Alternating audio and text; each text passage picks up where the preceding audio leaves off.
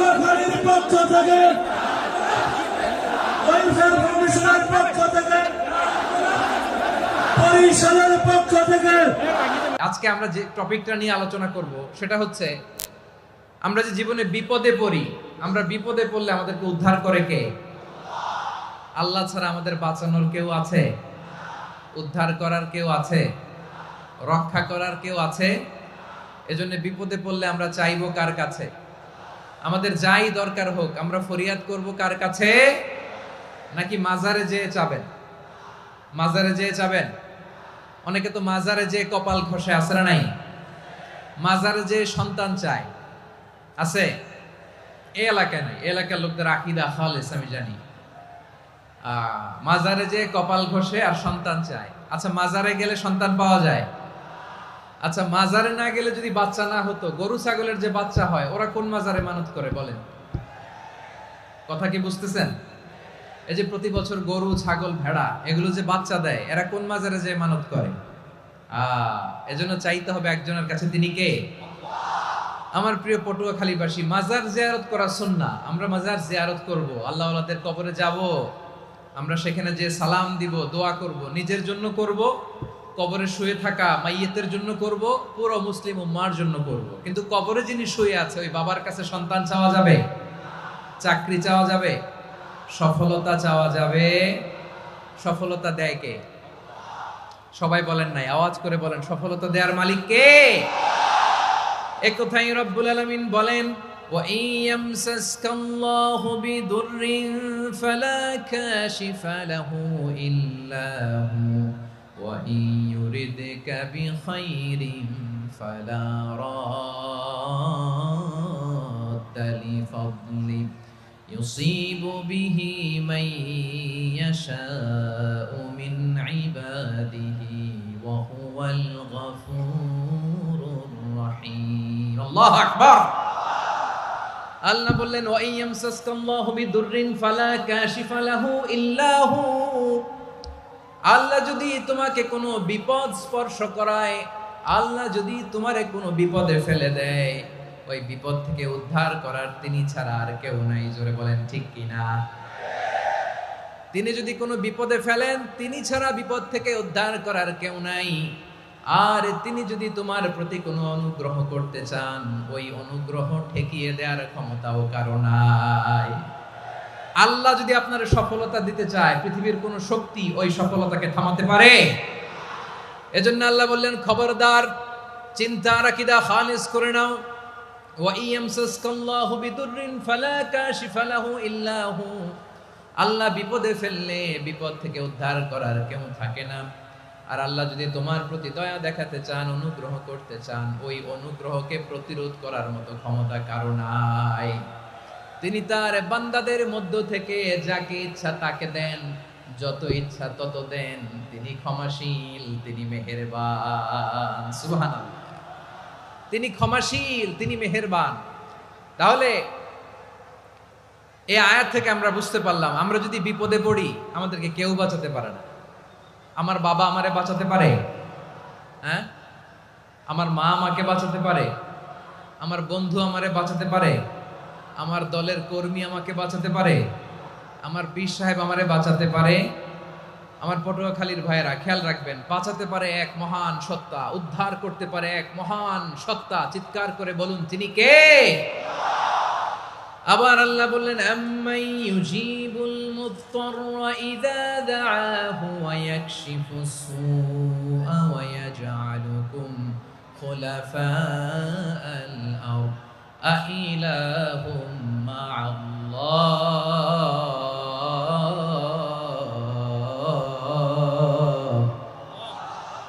ক্বালিলাম মা তাযাক্কারুন।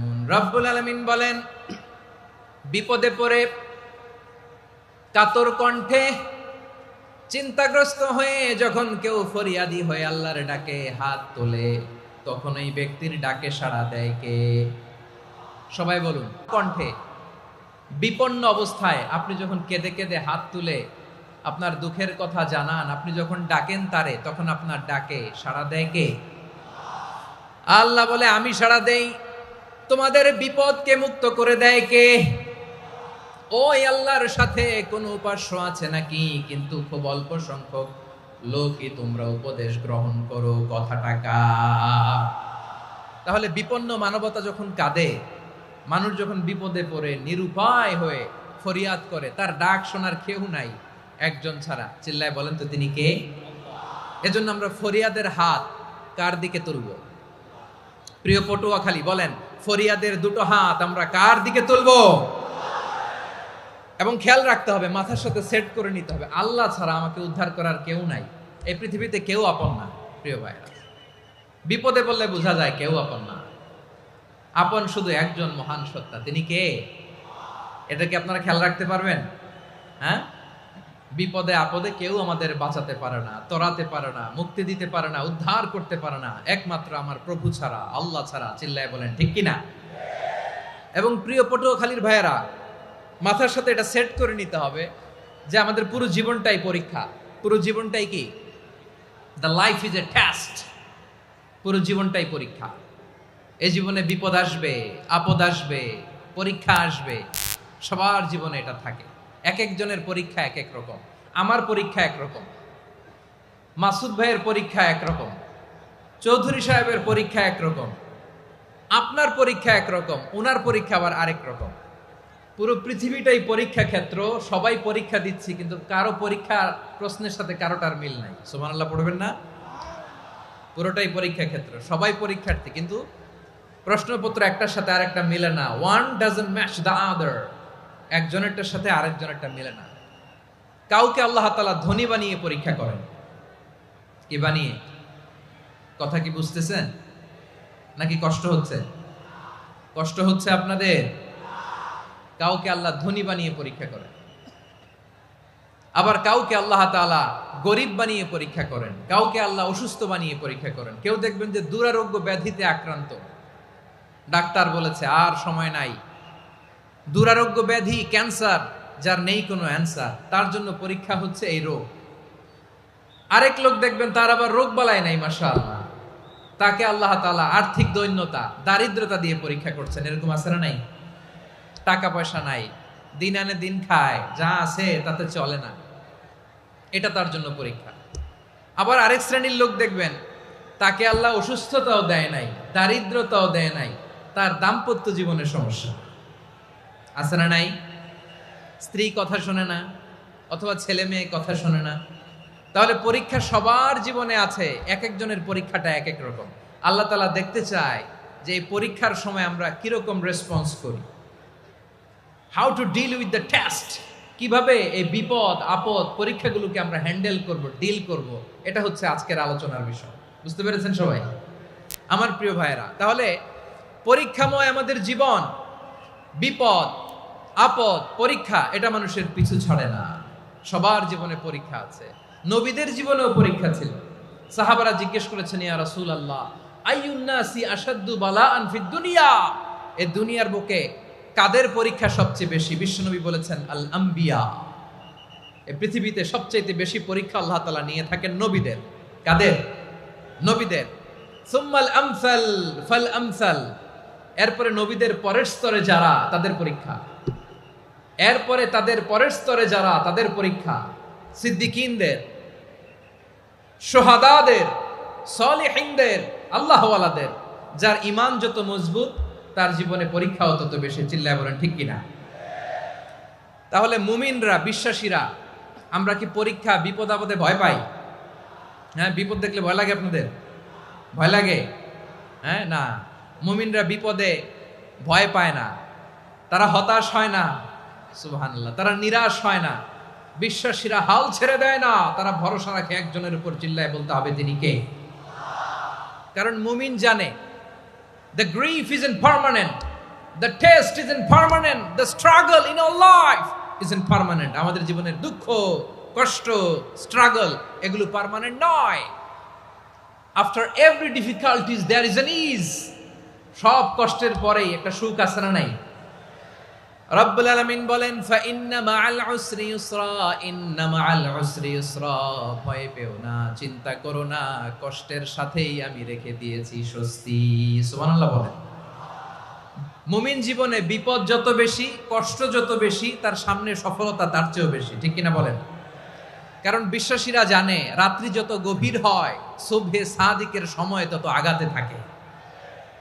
গর্ভবতী নারীর পেটের ব্যথা যত বাড়তে থাকে, ঘরে নতুন মেহমান আগমনের সময় ঘনাতে থাকে। মুমিনদের উপর বিপদ, অত্যাচার, আপদ, পরীক্ষা যত বাড়তে থাকে, কালেমার পতাকা উড্ডয়নের সময় কাছে আসতে থাকে। বিশ্বাসীদের এগুলো হিসাব মিলানো অনেক আগে, এগুলো অনেক আগে হিসাব মিলানো। দুঃখের আধার শেষে সুখের আলো মিটিমিটি হাসে, চিল্লায় বলেন ঠিক কিনা? দুঃখ যত বেশি, পরীক্ষা যত বেশি, কষ্ট যত বেশি, সুখের সময় তত কাছাকাছি, চিল্লায় বলতে হবে ঠিক কিনা?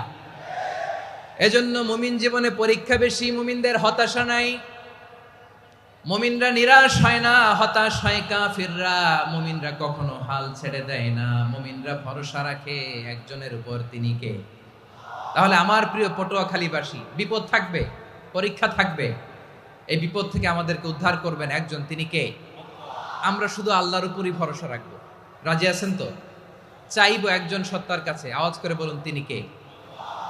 একজন সত্তার কাছে চাইবে। বিশ্বনবী ওনার চাচাতো ভাই আব্দুল্লাহ ইবনে আব্বাস রাদিয়াল্লাহু তাআলা আনহুকে বললেন, ইয়া আব্দুল্লাহ ইবনে আব্বাস, হে আব্দুল্লাহ ইবনে আব্বাস, ইযা সাআলতা ফাসআলিল্লাহ, যখন চাইবে আল্লাহর কাছে যাও।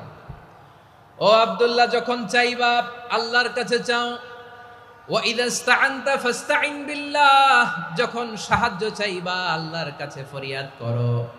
জেনে রেখো ও আব্দুল্লাহ, ওয়া'লাম আন্নাল উম্মাতা লাউ ইজতামাআত আলা আন ইয়ানফাউকা বিশাইইন লাম ইয়ানফাউকা ইল্লা বিশাইইন ক্বাদ কাতাবাহু আল্লাহু লাক। ও আব্দুল্লাহ, জেনে রেখো, মনে রেখো, গোটা বিশ্বের সবাই মিলে যদি তোমার উপকার করতে চায় ততটুকুই তারা করতে পারবে যতটুকু আল্লাহ তোমার নসিবে সেটা লিখে রেখেছে, ঠিক কিনা বলেন?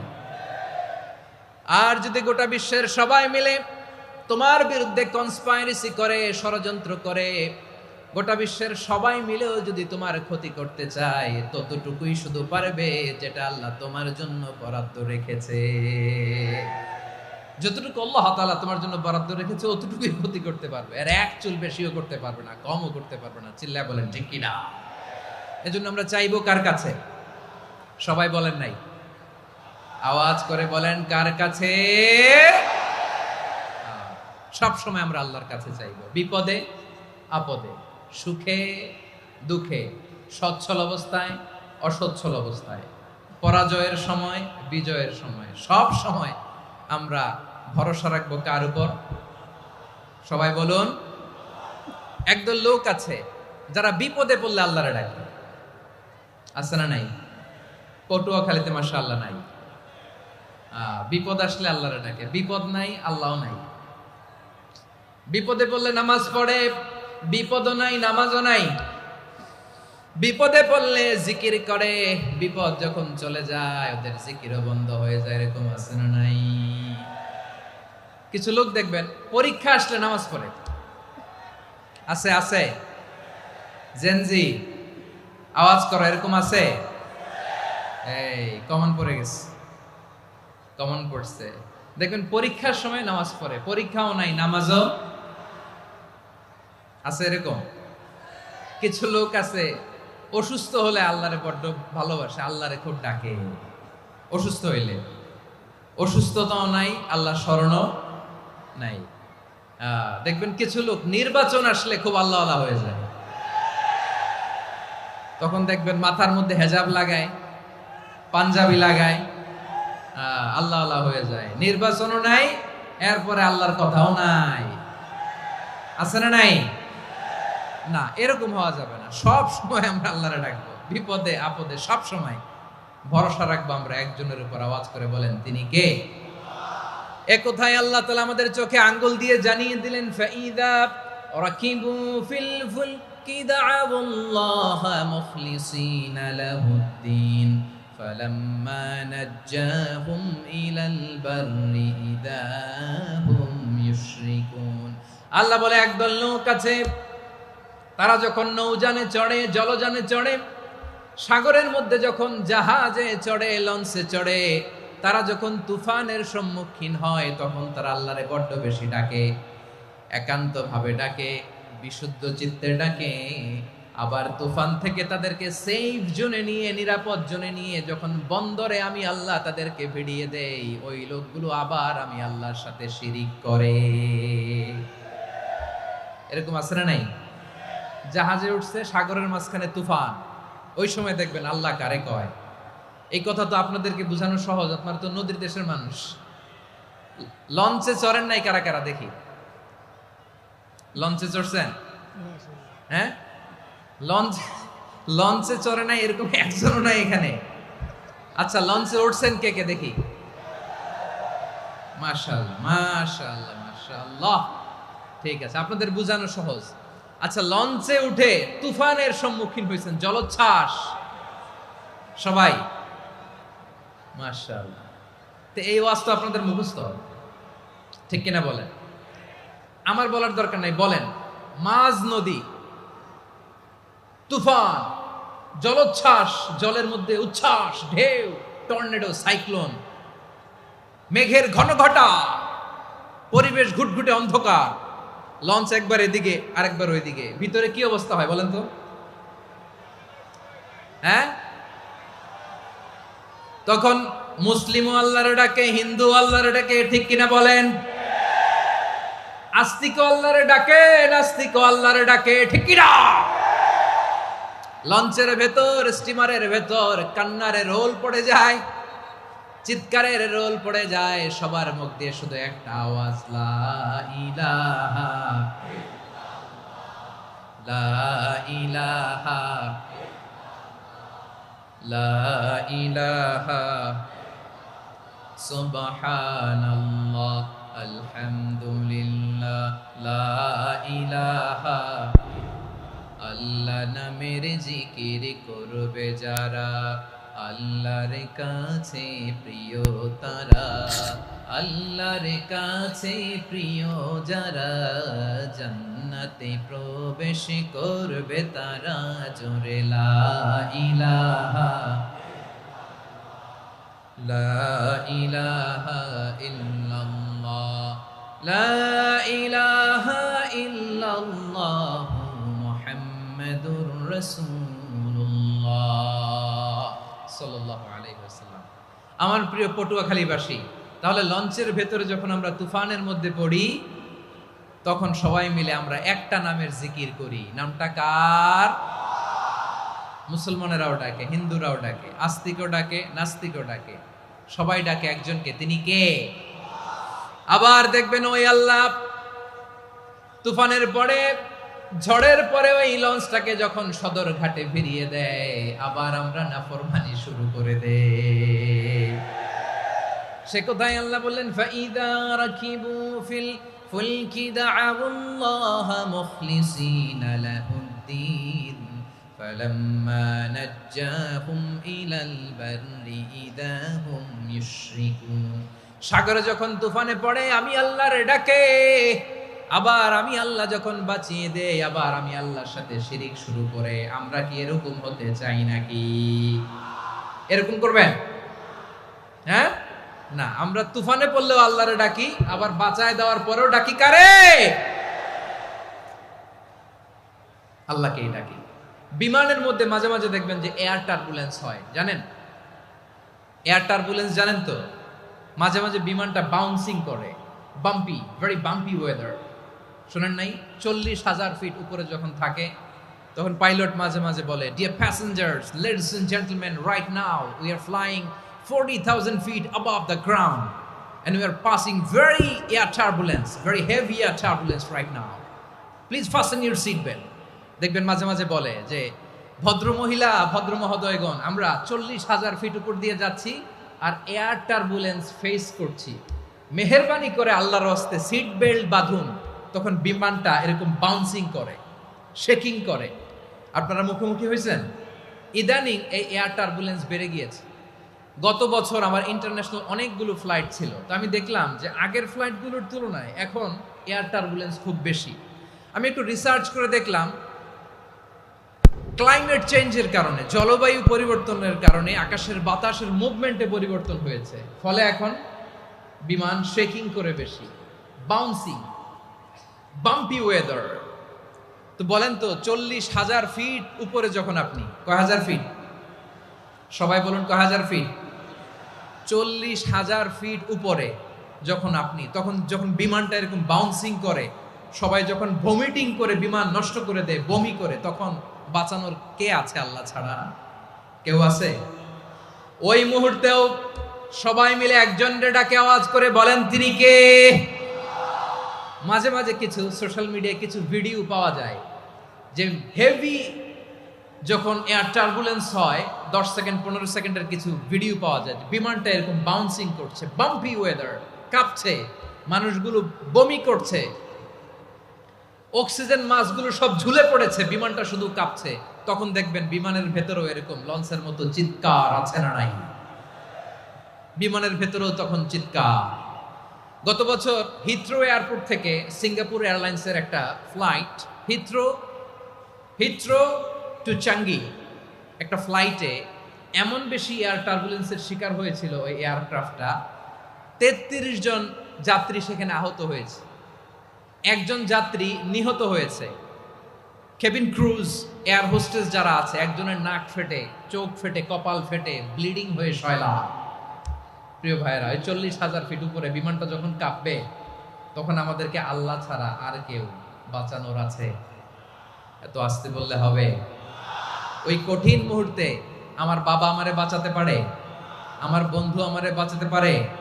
এই গ্রাউন্ডে, জমিনের বুকে আমার প্রোটোকল, আমার ক্ষমতা, আমার দাম্ভিকতা, কোনো কিছু আমারে বাঁচাতে পারে একজন ছাড়া। চিল্লায় বলতে হবে তিনি কে?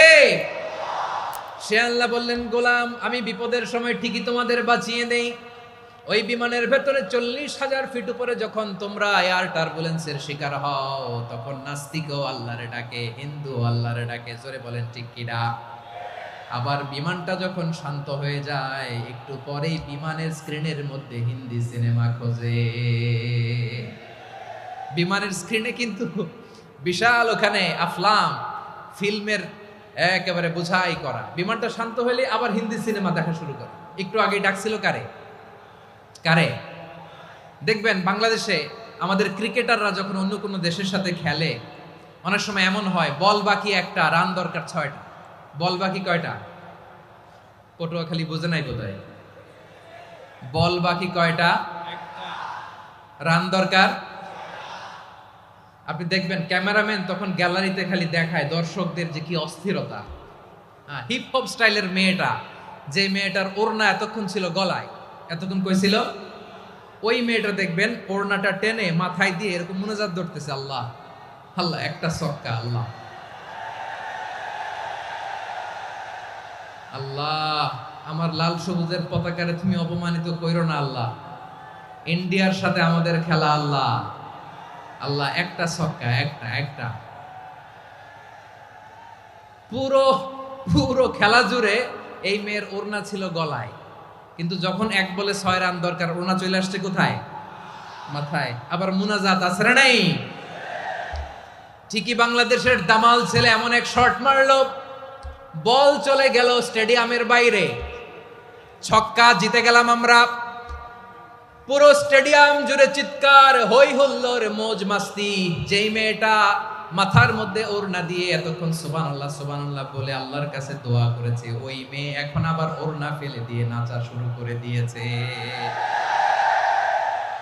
তাহলে আল্লাহর ভয়, আল্লাহর প্রতি আস্থা, বিশ্বাস, ভালোবাসা, এটা কি ক্ষণিকের জন্য? মানে আমার যখন লাগবে তখন আল্লাহরে ইউজ করবো নাকি? হ্যাঁ, বিপদে আপদে, সুখের সময় দুঃখের সময়, সচ্ছল অসচ্ছল অবস্থায় বিশ্বাসীরা ভরসা রাখে একজনের উপর। চিৎকার করে বলো পটুয়াখালী তিনি কে?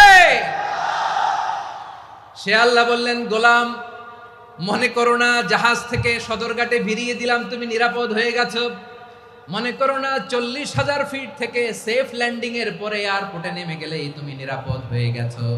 ও মিয়া, বিপদ কি শুধু সাগরে আর আকাশে? ঘরের বিপদও, ঘরের ভেতরও বিপদ আসতে পারে কি পারে না? এজন্য সূরা মুলক আল্লাহ বললেন আমিনতুম মান ফিস সামাই আন ইয়াখসিফা বিকুমুল আরদা ফাইদা হিয়া তামুর।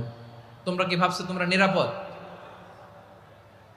সাগরের মধ্যে তুফান, আল্লাহ আল্লাহ ডাকলাম, সদরঘাটে যেয়ে পড়ছি, পয়সা গেছেন তো আপনি। আর পাবে আপনারে আল্লাহ? আল্লাহরে তো সাগরের মাঝখানে তো আল্লাহ আপনারে পাইছিল, আর তো পাবে না। আর পাবে আপনারে? আর আল্লাহ ধরতে পারবে আপনারে? ঘরের ভেতরও বিপদ দিয়ে আটকাতে পারে কে? 5 স্টার 7 স্টার হোটেলের ভেতরও আমাকে বিপদের মধ্যে ফেলে দিতে পারেন কে? আল্লাহ বললেন তোমরা কি ভেবেছো তোমরা নিরাপদ? আমি চাইলে ল্যান্ডস্লাইডস, ভূমি ধস দিয়ে 1 লক্ষ 1 মুহূর্তে নিয়ে যেতে পারি। এক সুনামি দিয়ে থাপ্পড় মেরে 3 লক্ষ সাগরের ভেতরে ঢুকায় দিতে পারি। 1 সেকেন্ডও লাগে না আমার। أم أمنتم من في السماء أن يرسل عليكم حاصبا فستعلمون كيف نذير। আল্লাহ চাইলে আকাশ থেকে পাথর বৃষ্টি নাজিল করতে পারেন কি পারেন না? এই মুহূর্তে এখানে ভূমিকম্প দিতে পারেন কি পারেন না? আচ্ছা, ভূমিকম্প যখন হয় আমাদের কারো হুঁশ থাকে? আপনি মনে করছেন আমরা সাধারণ মানুষ, আমরা দৌড় দেই, আর প্রেসিডেন্ট প্রধানমন্ত্রী ওনারা বুঝি খাটে শুয়ে থাকে? কথা বুঝে নাই বোধহয়।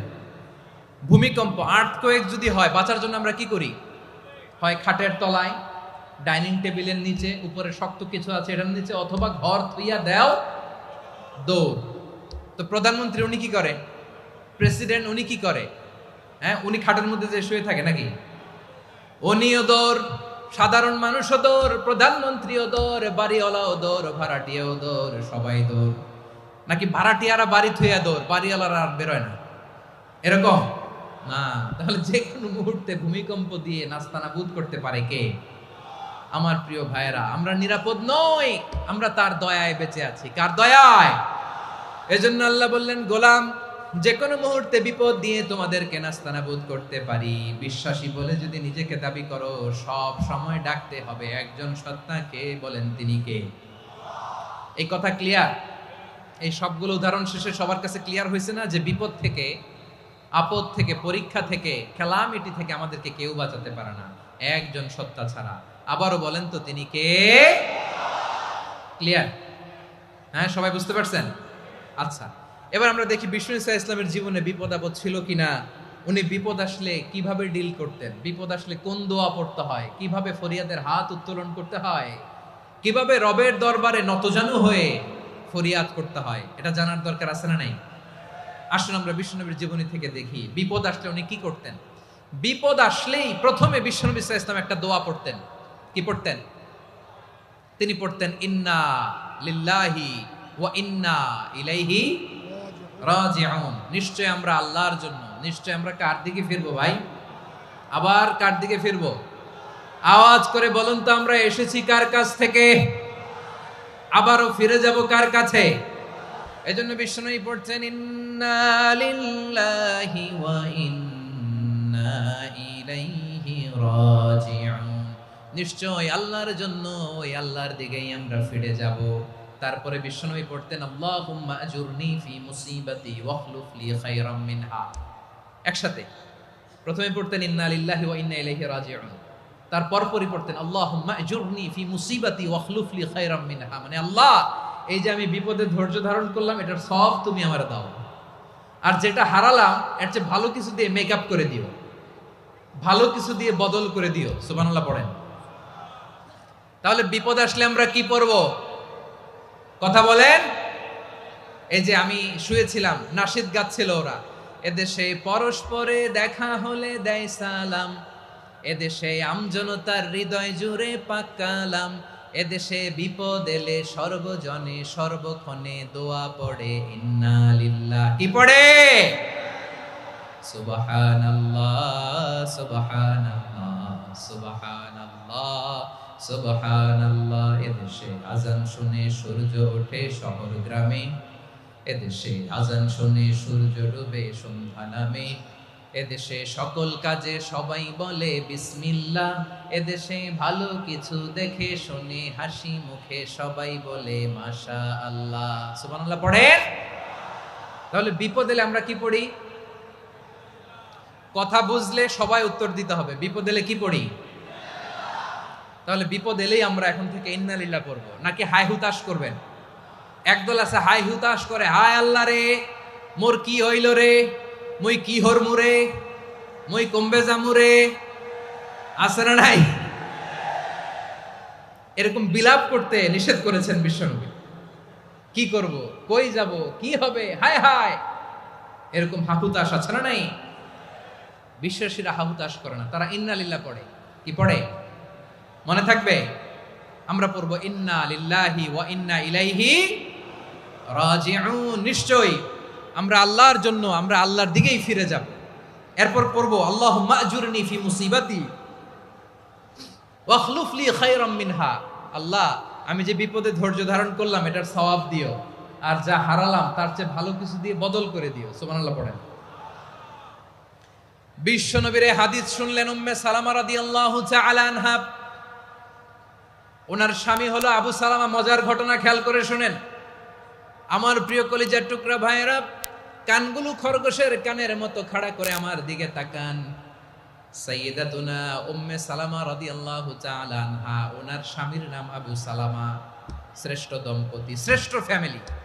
প্রথমে হিজরত করেছিলেন হাবাসায়, পরে হিজরত করেছেন মদিনায়। উহুদ যুদ্ধের পরে ওনার স্বামী আবু সালামা ইন্তেকাল করলো, শহীদ হলো। সুবহানাল্লাহ পড়েন।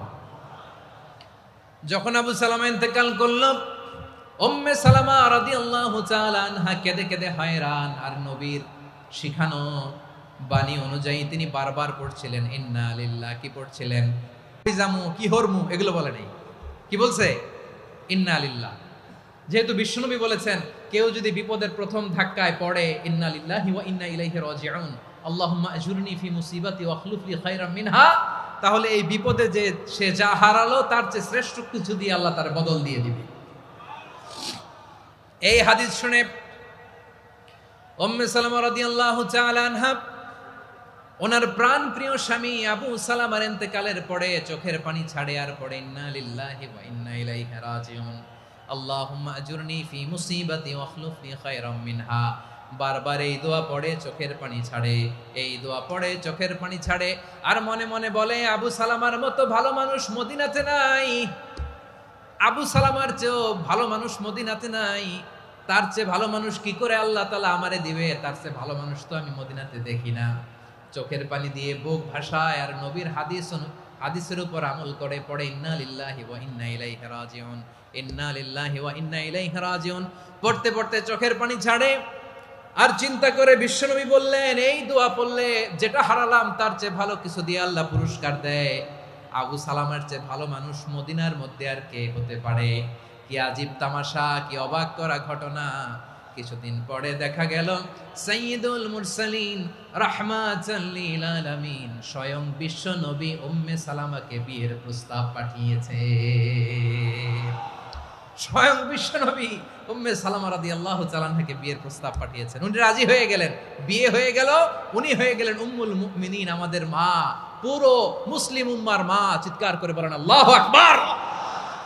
তাহলে আমার প্রাণপ্রিয় ভাইয়েরা, বিপদে পড়লে আমরা পড়বো ইন্না লিল্লাহি ওয়া ইন্না ইলাইহি রাজিউন, আল্লাহুম্মা আজুরনি ফি মুসিবাতি ওয়াখলুফ লি খায়রাম মিনহা। পড়বেন? পড়বেন না? যারা যারা বিপদ আসলে এই দোয়াটা পড়বেন এখন থেকে আওয়াজ করে ইনশাআল্লাহ বলেন।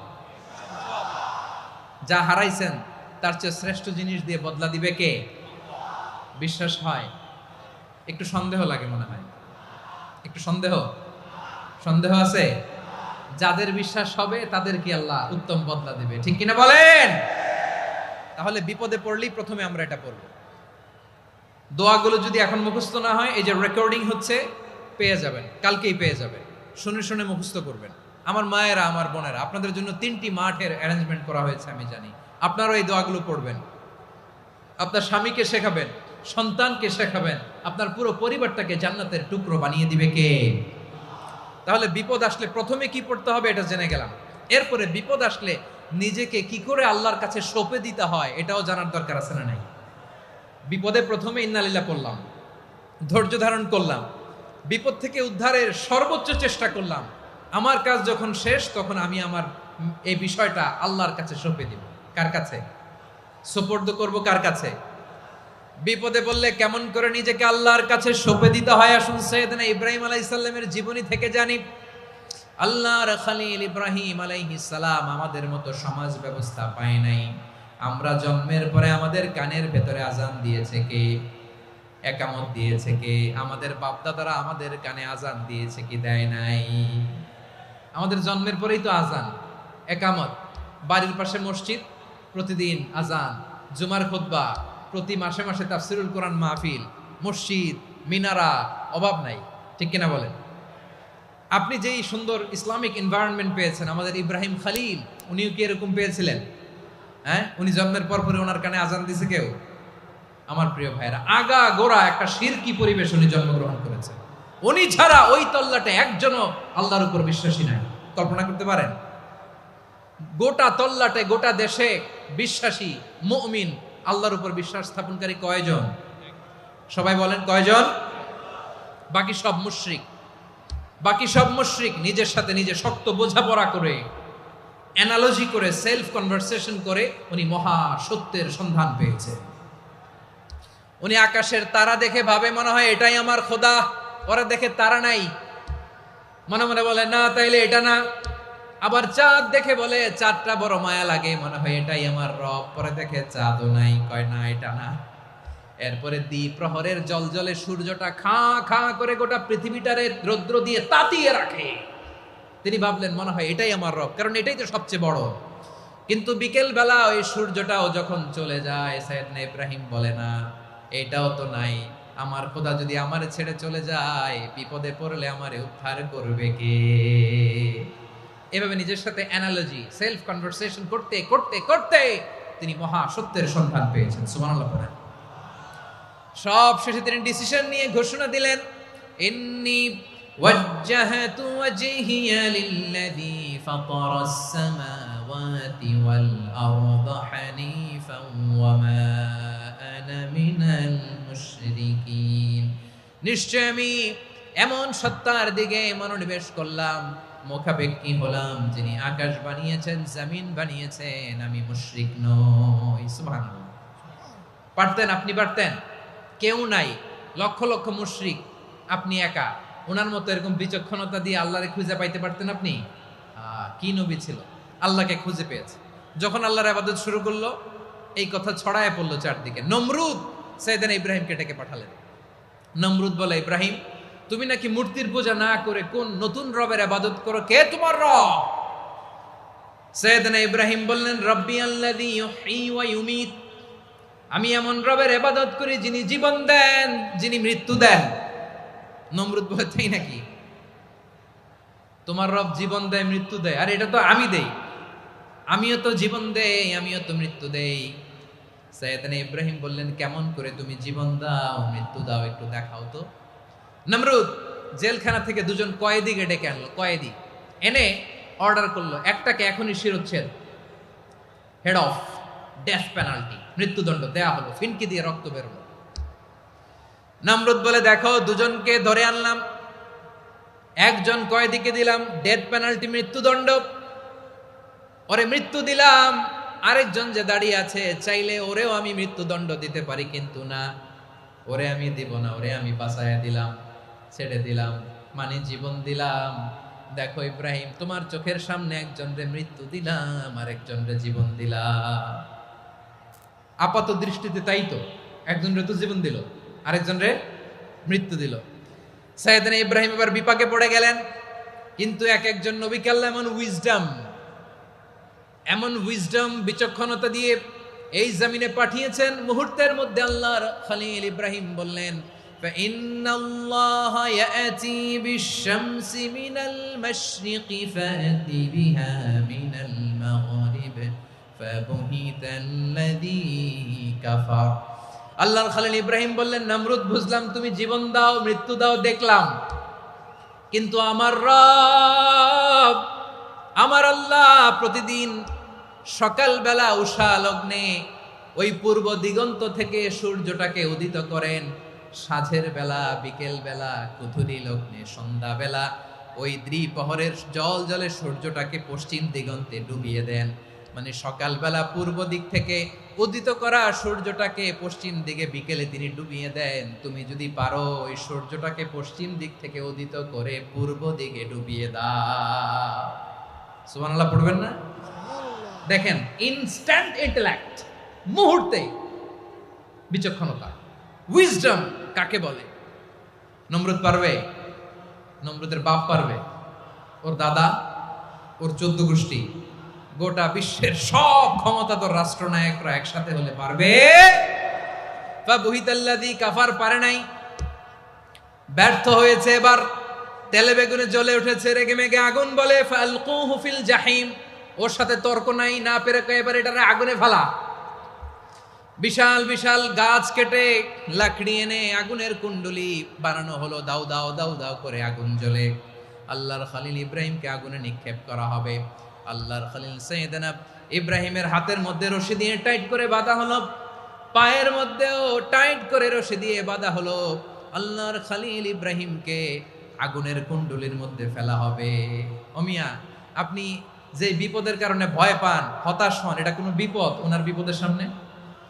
পটুয়াখালী আওয়াজ করে বলুন, সাইয়েদনা খলিল ইব্রাহিমের বিপদের সামনে আমাদের বিপদগুলো কোনো বিপদ?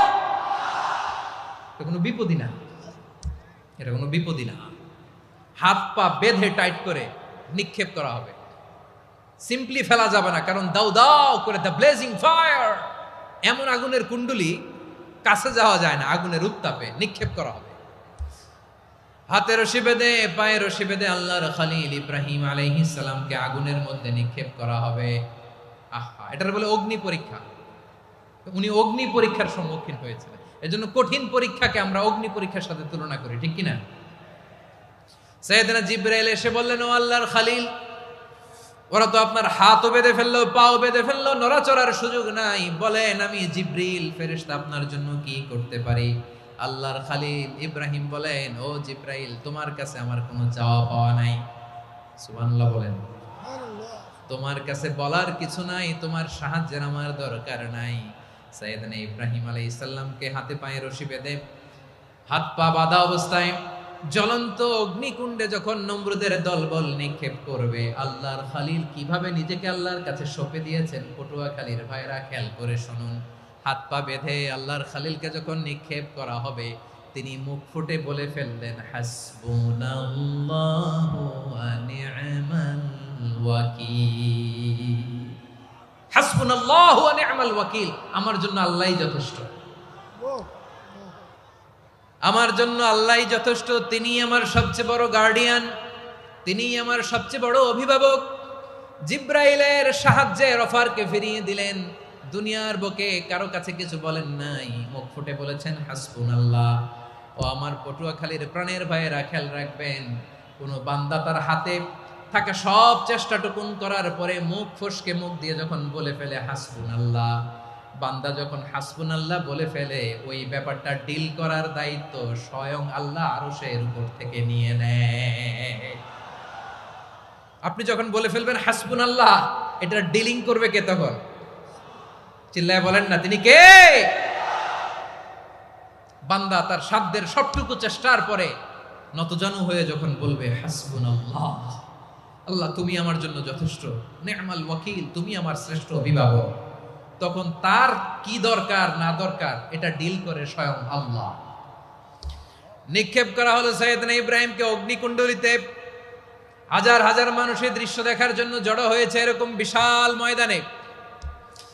কিন্তু কি অবাক করা ঘটনা, সবাই ভয় পাচ্ছিল, না জানি কি হয়ে যায়। আল্লাহর খলিলকে যখন আগুনের কুণ্ডলিতে নিক্ষেপ করা হয়, আল্লাহর খলিল ইব্রাহিম আগুনের কুণ্ডলীর মধ্যে বসে বসে মানুষগুলোর দিকে তাকিয়ে হাসতে শুরু করে দেয়।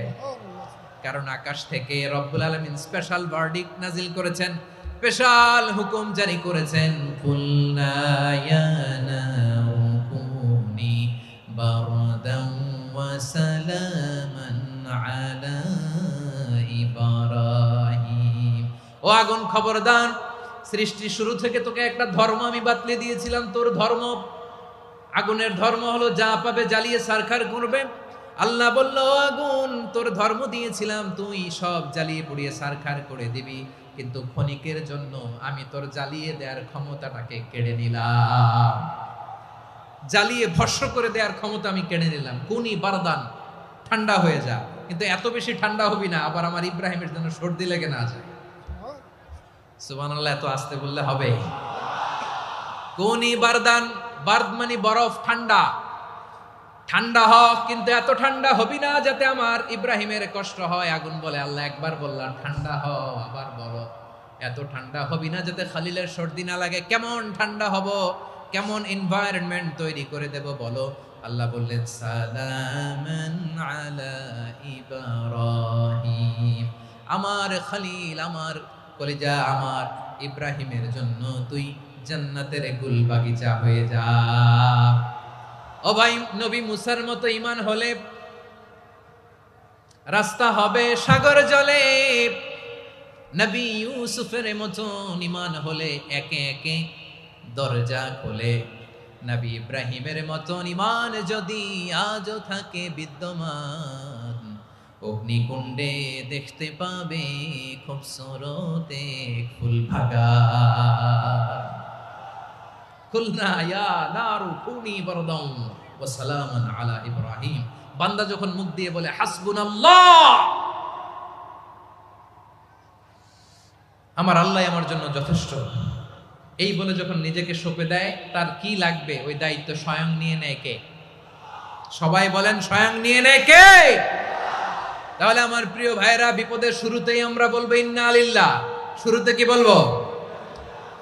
এরপরে যেই বাক্যটা পড়ে নিজের পরিস্থিতিকে আল্লাহর দরবারে সঁপে দিব, সেটা হচ্ছে হাসবুনাল্লাহ। সেটা কি? বিষ্ণু বলেন লা ইয়াজালু লিসানুকা রাতাবান মিন যিকরিল্লাহ, সব সময় আল্লাহর স্মরণ দিয়ে, জিকির দিয়ে জিহ্বাটারে সিক্ত রাখো। আর শয়তানু জাসিমুন আলা কলবি ইবনে আদম, শয়তান বনি আদমের কলবে খামচি মেরে বসে থাকে। ফাইদা যাকারাল্লাহ খানাসা, মানুষ যখন আল্লাহর স্মরণ করে জিকির করে শয়তান দৌড়ে পালায়। ওয়া ইদা গাফালা ওয়াসওয়াসা, যখনই বনি আদম গাফেল হয় তখনই শয়তান তার হৃদয়ে ওয়াসওয়াসা দেয়। এজন্য বিপদে পড়লে ইন্না লিল্লাহ, নিজের সব টুকুন করার পরে, নিজের রোল প্লে করার পরে নিজেকে আমরা কি বলে সঁপে দিব? সবাই বলেন, সবাই বলতে হবে, আরো জোরে বলে, মনে থাকবে? বিপদে পড়লে প্রথমে ইন্না লিল্লাহ, এরপরে নিজেকে যখন সঁপে দিব তখন হাসবুনাল্লাহ। এরপরে কঠিন বিপদ যদি যখন বিশ্বনবী পড়তেন তখন কি করতেন? এমন বিপদ মাঝে মাঝে হয় না, দেয়ালে পিঠ থেকে যায়, চোখে মুখে অন্ধকার, কি করব দিশা খুঁজে পাই না, এরকম হয় কখনো? হ্যাঁ, আপনাদের হয়? হয় না? তো জান্নাতে আছেন আপনারা। হয় হয় এরকম হয়েছে না যে দেয়ালে পিঠ থেকে গেছে, চোখে মুখে অন্ধকার, কই যাব, কি করব, বাঁচানোর কেউ না, এরকম হয়েছে কখনো আপনাদের? যদি হয় তাইলে এটার সলিউশন বলবো, না হইলে তো এগুলো বলে লাভ নাই। হয় হয় হয় বিশ্বনবী এরকম কঠিন বিপদে পড়েছেন জীবনের কিছু কিছু মুহূর্তে। ওই মুহূর্তে বিশ্বনবী স্পেশাল দুইটা দোয়া পড়তেন। এই দোয়াগুলো আপনাদেরকে জানিয়ে দেয়। বিশ্বনবী বলেন, কঠিনতম বিপদে যখন পড়বা, দেয়ালে পিঠ থেকে যায়, চোখে মুখে অন্ধকার, বাঁচার কোনো উপায় নাই, তখন পড়বা লা ইলাহা ইল্লা আনতা সুবহানাকা ইন্নী কুনতু মিনাজ জালিমিন। আল্লাহ, তুমি ছাড়া কোনো ইলাহ নাই, তুমি পবিত্র, নিশ্চয় আমি জালিমদের অন্তর্ভুক্ত। সুবহানাল্লাহ বলেন। এই দোয়া সাইয়েদনা ইউনূস আলাইহিস সালাম পড়েছিলেন যখন মাছের পেটে ছিলেন। কিসের পেটে? এবং অনেক মুফাসসিরিন একরাম বলেছেন, অনেক আহলুল ইলমরা বলেছেন, এটা হচ্ছে ইসমে আজম। ইসমে আজম এমন দোয়া যেটা দিয়ে দোয়া করলে আল্লাহ দোয়া কবুল করে। কিন্তু এটা কোনটা, এটা নিয়ে ইখতিলাফ আছে। কোন আহলুল ইলম বলেন এই লা ইলাহা ইল্লা আনতা সুবহানাকা ইন্নী কুনতু মিনাজ জালিমিন, এটা হচ্ছে ইসমে আজম। সাইয়েদনা ইউনূস আলাইহিস সালাম পড়েছেন। আপনারা পড়েননি? তুফান হইলে পড়েন না? আমাদের এলাকায় তো এটা খুব, এটার উপর ব্যাপক আমল আছে। পটুয়াখালীতে কি অবস্থা বলেন? পড়েন পড়েন পড়েন পড়েন। একটা গল্প শুনেছিলাম, পাক হানাদার বাহিনী যখন বাংলাদেশে অ্যাটাক করত, ৭১ সালের ঘটনা বলতেছে, আমরা তো দেখি নাই, শুনছি আর কি। ৭১ যদি দেখতাম এতদিনে রাজাকার হয়ে যেতাম। আল্লাহ আমাদেরকে বাঁচাই দিছে, আল্লাহর মেহেরবানি, ঠিক কিনা বলেন? মন মতো হইলে মুক্তিযোদ্ধা, মন মতো না হইলে রাজাকার। কত কিছু দেখলাম এই শাহবাগের বুকে। আল্লাহ, 71 সালে দেখি নাই, আমরা শুনেছি পাক হানাদার বাহিনী জিজ্ঞেস করত মুসলিম না অমুসলিম চেক করার জন্য, বলতো কালেমা বল, কালেমা বাতাও। তো যারা কালেমা বলতে পারতো পাকিস্তানি বাহিনী নাকি ওদেরকে ছেড়ে দিত, শুনেছি। তো একজনকে, এক বাঙালিরে পেয়ে তার মাথার মধ্যে বন্দুকর নল ধরে বলতেছে কালেমা বল সালে, কালেমা বাতা, কালেমা বল। তো ভয়ের চোটে এই দোয়া পড়া শুরু করছে। ও পড়তেছে লা ইলাহা ইল্লা আনতা সুবহানাকা ইন্নী কুনতু মিনাজ জালিমিন। পাকিস্তানি বলে সালে ইয়ে তো মুসিবত কা কালেমা है। বাঙালি কয় হাম তো ভি মুসিবত মে হ্যায়। পাকিস্তানি বলে বেটা কোন দোয়া বললি, এটা তো মুসিবতের কালেমা। কয় আমিও তো মুসিবতে আছি, আমার মাথার মধ্যে বন্দুক ধরে তুমি আমারে কালেমা জিজ্ঞেস করো, এখন কোনটা কালিমা আর কোনটা কি, তো আমার হুশ আছে নাকি? প্রিয় ভাইরা, আসলে এটা দুআউল মুসিবা, বিপদে পড়লে এ দোয়া পড়তে হয়। লা ইলাহা ইল্লা আনতা সুবহানাকা ইন্নী কুনতু মিনাজ জালিমিন। এটা পড়বেন আপনারা। এই দোয়া পড়ে সাইয়েদনা ইউনূস আলাইহিস সালাম মাছের পেট থেকে রক্ষা পেয়েছিলেন। রক্ষা করেছিল কে? তুমি ইউনূস নবীরে যখন খাইলো মাছেতে গিলিয়া, ফেরেশতা পাঠাইয়া দিলে ইসমে আজম দিয়া। প্রাণে ছিল যাহার ভয় সেথা পাইল আশ্রয়, প্রাণে ছিল যাহার ভয় সেথা পাইল আশ্রয়। মাছের পেট হতে সে যে পেল পরিত্রাণ। আল্লাহু আল্লাহু তুমি জাল্লে জালালুহু, শেষ করা তো যায় না গে তোমার গুণগান। আল্লাহু আল্লাহু সুবহানাল্লাহ পড়ে। লা ইলাহা ইল্লা আনতা সুবহানাকা ইন্নী কুনতু মিনাজ জালিমিন। বিশ্বনবী বললেন দেয়ালে পিঠ থেকে গেলে, চোখে মুখে অন্ধকার, বাঁচার কোনো উপায় নাই, তখন এই দোয়াটা পড়তে হবে। এই দোয়া পড়ে আল্লাহর কাছে ফরিয়াদ করলে বিপদ মুক্ত করবেন কে? কেন এই দোয়াটা আল্লাহর কাছে বড্ড প্রিয় জানেন আমার ভাইয়েরা? কারণ এই দোয়ার মধ্যে 3টা জিনিস আছে। আমি যেরকম আঙ্গুল উঁচু করেছি এরকম করেন তো। 3টা। কয়টা? 3টা। 1 নম্বরে হচ্ছে তাওহীদ, 2 নম্বরে তাসবিহ, 3 নম্বরে তাকরীর। আই রিপিট, আবারও বলছি, 1 নম্বরে তাওহীদ, 2 নম্বরে তাসবিহ, 3 নম্বরে তাকরীর। এই দোয়াটা আল্লাহর কাছে এত পছন্দনীয় কারণ এ দোয়ার প্রথম অংশে আছে তাওহীদ, আল্লাহর একত্ববাদের ঘোষণা। লা ইলাহা ইল্লা আনতা, ও আল্লাহ আপনি ছাড়া কোনো ইলাহ নাই, উপাস্য নাই। এই কথা বললে আল্লাহ বড্ড খুশি হয়ে যায়। সুবহানাল্লাহ পড়েন। এ দোয়ার দ্বিতীয় অংশে আছে তাসবিহ, মানে আল্লাহর প্রশংসা, প্রশংসা সূচক বাণী। সুবহানাক সুবহানাক সুবহানাক, ও আল্লাহ আমি আপনার পবিত্রতা ঘোষণা করছি। সুবহানাক, এই কথা শুনলেও আল্লাহ খুশি হয়ে যায়। সুবহানাল্লাহ পড়েন। এই দোয়ার তৃতীয় অংশে আছে তাকরীর। তাকরীর মানে পাপের স্বীকৃতি। তাকরীর মানে কি? তাকরীর মানে পাপের স্বীকৃতি। এই দোয়ার তৃতীয় অংশে আছে ইন্নী কুনতু মিনাল জালিমিন, ও আল্লাহ আমি জালিমদের অন্তর্ভুক্ত। আল্লাহ আল্লাহ আমি জালেম, আল্লাহ আমি ভুল করেছি, অন্যায় করেছি, আল্লাহ আমি জালেমদের অন্তর্ভুক্ত। এই পাপের স্বীকৃতি, অ্যাকনোলেজমেন্ট আল্লাহ বড্ড পছন্দ করে। যখন আল্লাহর কাছে আপনি ছোট হবেন, ছোট হতে হতে যত ছোট হবেন ওই দৃশ্যটা দেখতে আল্লাহ বড্ড পছন্দ করে। সুবহানাল্লাহ বলেন। 3 নম্বর অংশ ইন্নী কুনতু মিনাজ জালিমিন, আল্লাহ আমি জালেমদের অন্তর্ভুক্ত। সাইয়েদনা আদম আলাইহিস সালাম ভুল করে যখন নিষিদ্ধ গাছের ফুল খেয়ে ফেললেন, ফল খেয়ে ফেললেন, আল্লাহ বললেন আদম ক্ষমা পেতে চাইলে তুমি আর হাওয়া মিলে স্বীকৃতি দাও, পাপের স্বীকৃতি। আর পড়ো রব্বানা যালামনা আনফুসানা ওয়া ইল্লাম তাগফির লানা ওয়া তারহামনা লানাকুনান্না মিনাল খাসিরিন। ও আল্লাহ আমি আদম আর হাওয়া যালামনা আনফুসানা, আমরা আমাদের নফসের উপর বড্ড জুলুম করেছি। আল্লাহ ওয়া ইল্লাম তাগফির লানা ওয়া তারহামনা, আপনি যদি ক্ষমা না করেন, আপনি যদি দয়া পরবশ না হন, আপনি যদি রহম না করেন, আমরা তো ক্ষতিগ্রস্তদের মধ্যে শামিল হয়ে যাব। এই দোয়া করার সাথে সাথে সাইয়েদনা আদম আর হাওয়া আলাইহিস সালামকে ক্ষমা করে দিলেন কে? তাহলে এই দোয়ার 3 নম্বর অংশ তাকরীর, এটা আল্লাহ বড্ড পছন্দ করে। আমার কলিজার টুকরা ভাইয়েরা, গুনাহ করে শিকার যেতে হবে, এটা আল্লাহ ভালোবাসেন। সাইয়েদনা আবু বকর রাদিয়াল্লাহু তাআলা আনহু বিষ্ণু ইসা ইসলামকে বললেন, ইয়া রাসূলুল্লাহ আল্লিমনি দুআআন আদউ বিহি ফি সলাতি। নবী হে, আপনি আমার এমন একটা স্পেশাল দোয়া শিখায়া দেন যে দোয়াটা আমি নামাজে পড়ব। নবী বললেন, তাহলে তুমি পড়ো, আল্লাহুম্মা ইন্নী যালামতু নাফসি যুলমান কাসীরান ওয়া লা ইয়াগফিরুয যুনুবা ইল্লা আনতা ফাগফিরলি মাগফিরাতাম মিন ইনদিকা ওয়ারহামনি ইন্নাকা আনতাল গফুরুর রহিম। সুবহানাল্লাহ। সালাম ফিরানোর আগে পড়েন, কথা কয় না, পড়েন পড়েন। ও আবু বকর, নামাজে যদি দোয়া করতে মনে চায় এই দোয়াটা পড়বা, আল্লাহুম্মা ইন্নী যালামতু নাফসি, আল্লাহ জুলুম করেছি আমার নফসের উপর, যুলমান কাসীরা, অনেক জুলুম, ওয়া লা ইয়াগফিরুয যুনুবা ইল্লা আনতা, আপনি ছাড়া এই জুনুব, এই পাপ ক্ষমা করার দ্বিতীয় কোনো রব নাই। আছে? আল্লাহ ছাড়া আমাদের গুনাহ আর কে কে ক্ষমা করতে পারে বলেন তো? কে পারে? কে? এজন্য আল্লাহরে বলবেন, আল্লাহ আমি ছাড়া তোমার গোলামের অভাব নাই, ও আমার রব আমি ছাড়া এই জমিনের বুকে তোমার গোলামের অভাব নাই, কিন্তু তুমি ছাড়া তো আমার দ্বিতীয় কোনো রব নাই। পারবেন বলতে? পারবেন? চোখের পানি ছেড়ে আল্লাহরে বলবেন, আল্লাহ তুমি আমার রব, তুমি আমার সব। কি বলবেন? আল্লাহ আমারে রব। সবাই বলুন, আল্লাহ আমারে রব, দমে দমে তনু মনে তারি অনুভব, আল্লাহ আমারে রব।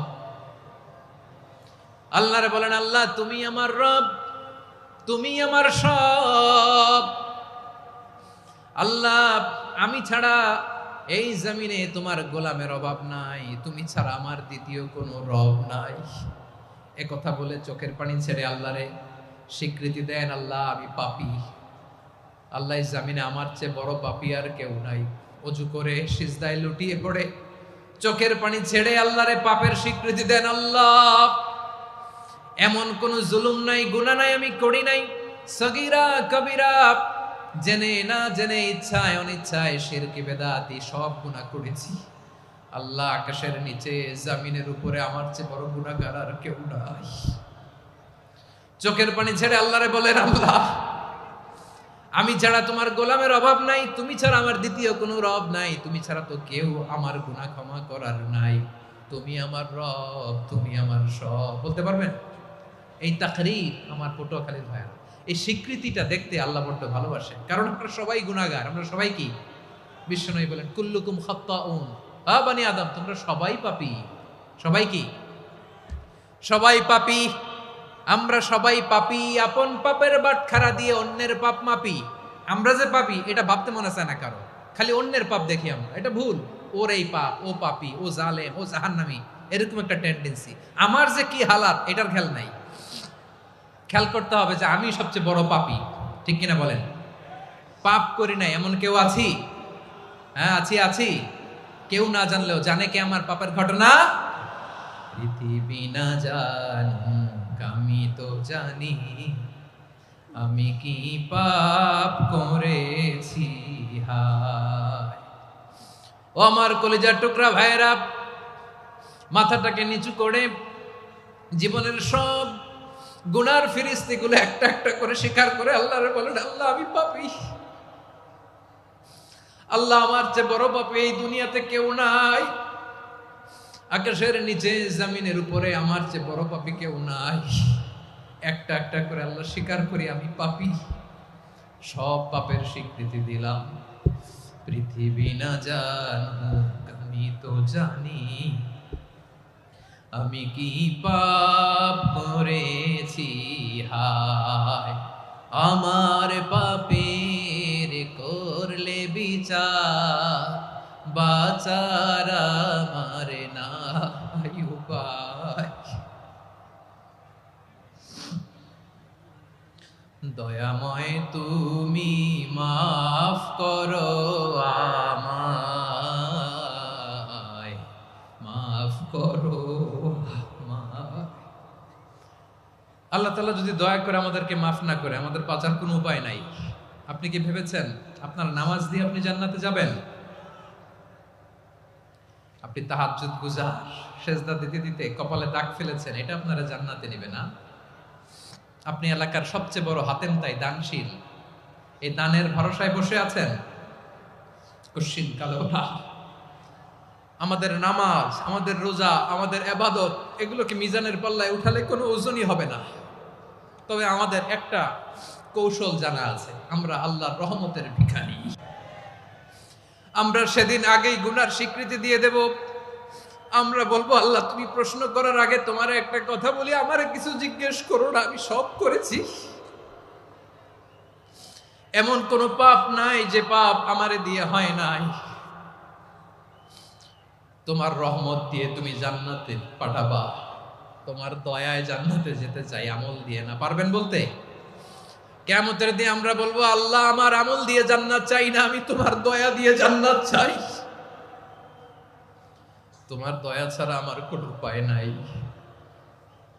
কারণ আল্লাহ যদি বিচার করে বাঁচার কারো উপায় নাই। আল্লাহ যদি বলে ফেলেন তুই এটা করলি কেন, ওখানে গেলি কেন, কোরআনে 1000 বার নিষেধ করলাম তারপরেও এই পাপে জড়ালি কেন, এরকম প্রশ্ন ছুড়ে দিলে আমার উত্তর আছে? বাঁচার কোনো উপায় আছে? রোজ হাসরে হে আল্লাহ আমার করোনা বিচার, আল্লাহ করোনা বিচার। বিচার চাহি না তব দয়া চাই, এ গুনাহগার করোনা বিচার। আপনার আমল দিয়ে জান্নাতে যাবেন? কি দিয়ে যাবেন? আল্লাহর দয়া দিয়ে। আল্লাহর রহম আর দয়া ছাড়া কেউ জান্নাতের চেহারাও দেখতে পাবে না। আমার প্রিয় ভাইয়েরা, এই দোয়া আল্লাহর কাছে পছন্দনীয় হওয়ার কারণ 3টা। দোয়ার প্রথম অংশে আছে তাওহীদ, আল্লাহর একত্ববাদের ঘোষণা। এই দোয়ার দ্বিতীয় অংশ আছে তাসবিহ, আল্লাহর প্রশংসা সূচক বাণী। এই দোয়ার 3 নাম্বার অংশ পাপের স্বীকৃতি। তাহলে আমরা সবাই গুনাহগার। আমরা আল্লাহর কাছে পাপের স্বীকৃতি দিয়ে বলবো, ও আল্লাহ ইন্নী কুনতু মিনাজ জালিমিন, আমরা জুলুম করেছি, পাপ করেছি, অন্যায় করেছি, আল্লাহ বুঝতে পারি নাই। শয়তানের ওয়াসওয়াসায় পড়ে, বন্ধুর পাল্লায় পড়ে, নফসের খায়েশ মিটাতে যে আল্লাহ করে ফেলেছি। তুমি গুনাহ না মাফ না করলে আমাদের গুনাহ মাফ করার দ্বিতীয় কেউ নাই। ঠিক কিনা বলেন? এভাবে অনুতপ্ত হয়ে যদি আল্লাহর কাছে দোয়া করেন, দেয়ালে পিঠ থেকে গেছে, কোনো রাস্তা নাই বের হওয়ার, ওই মুহূর্তেও আপনাকে বিপদ থেকে উদ্ধার করবে কে? বিশ্বনবী চরম বিপদে পড়লে 2টা দোয়া পড়তেন। প্রথম হলো এটা, লা ইলাহা ইল্লা আনতা সুবহানাকা ইন্নী কুনতু মিনাল জালিমিন। এই দোয়াটা আমরা বেশি বেশি পড়ব প্রিয় ভাইরা। রাজি আছেন? সবাই আওয়াজ করে পড়ুন ইনশাআল্লাহ। আমার প্রিয় ভাইয়েরা, বিপদে পড়লে বিশ্বনবী আরো একটা দোয়া পড়তেন, লা ইলাহা ইল্লাল্লাহুল আযীমুল হালিম, লা ইলাহা ইল্লাল্লাহু রাব্বুল আরশিল আযীম, লা ইলাহা ইল্লাল্লাহু রাব্বুস সামাওয়াতি ওয়াল আরদি ওয়া রাব্বুল আরশিল কারীম। এই যে বললাম, রেকর্ড হয়ে গেছে। এখন তো আর ইনস্ট্যান্ট মুখস্থ না হলো, পরে মুখস্থ করে নেবেন। আল্লাহ ছাড়া কোনো উপাস্য নাই, তিনি সুমহান, মহা সহিষ্ণু। আল্লাহ ছাড়া কোনো উপাস্য নাই, তিনি সুমহান, আরশের অধিপতি। আল্লাহ ছাড়া কোনো উপাস্য নাই, তিনি আকাশের মালিক, জমিনের মালিক, তিনি সুবিশাল আরশের অধিপতি। সুবহানাল্লাহ পড়েন। এই দোয়াটা কেউ যদি পড়ে যদি এর ওসিলা করে দোয়া করে, তাকে বিপদ থেকে মুক্তি দেয় কে? মনে থাকবে আপনাদের? তাহলে বিপদের প্রথম ধাক্কায় কি যেন পড়তে হয়? ইন্না লিল্লাহ। তারপরে কি বলে আল্লাহর কাছে নিজেকে সঁপে দিতে হয়? দেয়ালে পিঠ থেকে গেলে লা ইলাহা ইল্লা আনতা সুবহানাকা ইন্নী কুনতু মিনাজ জালিমিন। 2 নাম্বার হচ্ছে লা ইলাহা ইল্লাল্লাহুল আযীমুল হালিম, লা ইলাহা ইল্লাল্লাহু রাব্বুল আরশিল আযীম, লা ইলাহা ইল্লাল্লাহু রাব্বুস সামাওয়াতি ওয়াল আরদি ওয়া রাব্বুল আরশিল কারীম। মনে থাকবে?